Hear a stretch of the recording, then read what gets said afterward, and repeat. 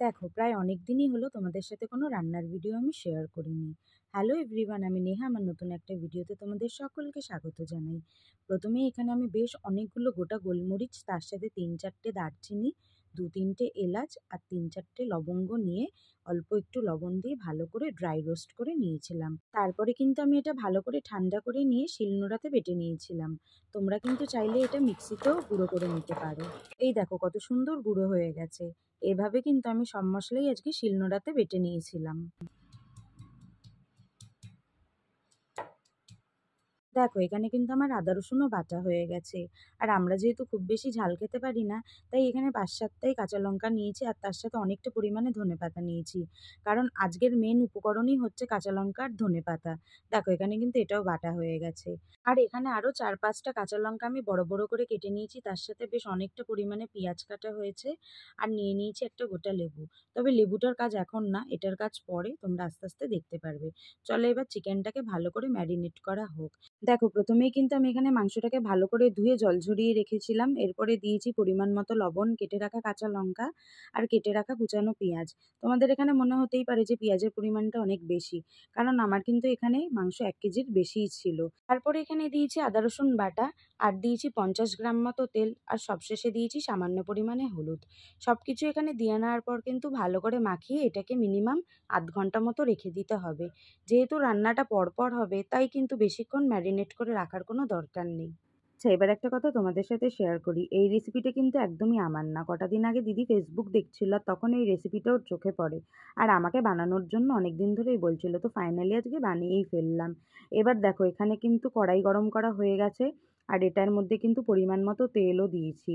আমি এখানে খুব বেশি তেল ব্যবহার করিনি। যতটা পরিমাণ তেল চিকেনে দিয়েছিলাম, ততটা পরিমাণই তেল কিন্তু আমি এখানে দিয়েছি। এরপরে কিন্তু ম্যারিনেট করা চিকেনটা তেলের মধ্যে ছেড়ে দিয়েছি। আর এই পুরো রেসিপিটাই কিন্তু আমি দেখেছি the real flavours of Bengal page থেকে। সত্যি কথা বলতে দাদার রান্না অপূর্ব লাগে আমার। প্রতিটা রেসিপিই আমার খুব ভালো লাগে।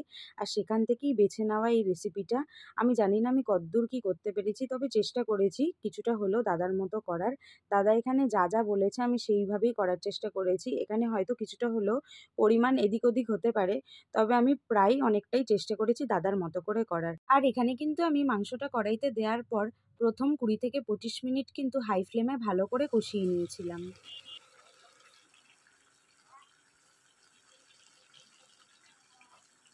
দেখো, এখানে কিন্তু মাংসের কালারটাও চেঞ্জ হয়ে গেছে। এবার গ্যাসের ফ্লেমটাকে লো করে দিয়ে কিন্তু আমি ঢেকে দিয়েছিলাম। এরই মাঝে কিন্তু আমি বারবার ঢাকনা খুলে দেখছিলাম মাংসটা কতদূর হয়েছে।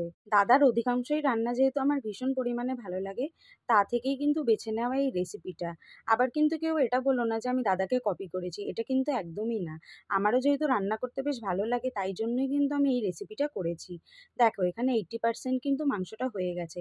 এবার ওই কাঁচা লঙ্কার ধনেপাতা যে বেটে রেখেছিলাম, ওটাই কিন্তু এটার মধ্যে দিয়ে দিলাম। আর এবার কিন্তু গ্যাসের ফ্লেমটা একদম হাই রাখতে হবে। আর এই কাঁচা লঙ্কা ধনেপাতা বাটাটা কিন্তু আমি মাংসের সাথে এখানে ভালো করে মিশিয়ে নিয়েছি। আর আমি আলাদা করে কিন্তু মাংসে কোনো জল ব্যবহার করিনি। কষাতে কষাতেই কিন্তু মাংস থেকে জল ছেড়েছে এখানে। বাড়িতে যখনই কিন্তু চিকেন আসে, নয় আমরা চিকেনের পাতলা ঝোল আর নয় চিকেন কষা রান্না করে খেয়ে থাকি। আর এখন যেহেতু গরম পড়েছে, এই চিকেনের পাতলা ঝোল আর কষা সত্যিই খেতে ভালো লাগে না।